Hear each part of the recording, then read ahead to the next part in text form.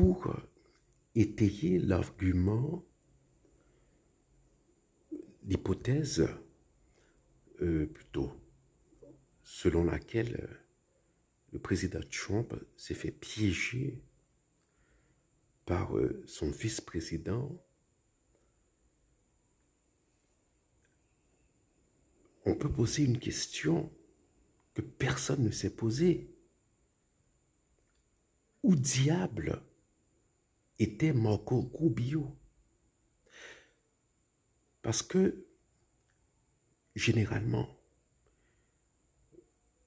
lorsqu'il y a ce genre de, de rencontre dans le bureau ovale entre un président américain et un chef d'État ou un chef de gouvernement, le plus souvent,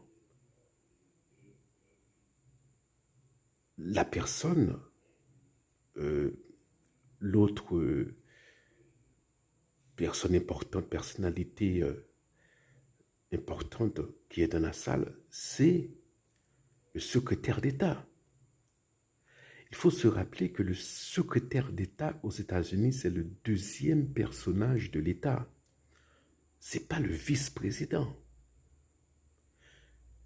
Encore une fois, comme je l'ai dit, le vice-président aux États-Unis, en général, de manière traditionnelle, c'est plus une position honorifique qu'une position activement politique.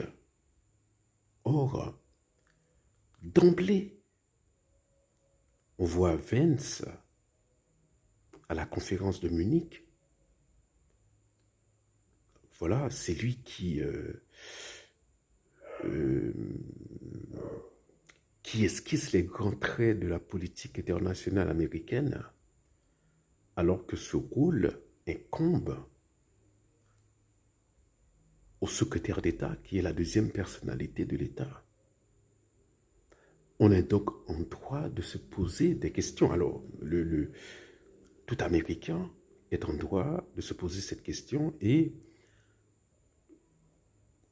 dans la mesure où les États-Unis, c'est un pays, voilà, c'est un pays qui est important, cela va de soi. Les autres chefs d'État, les autres chefs de gouvernement ont le droit de se poser des questions. Mais où diable se trouve Rubio?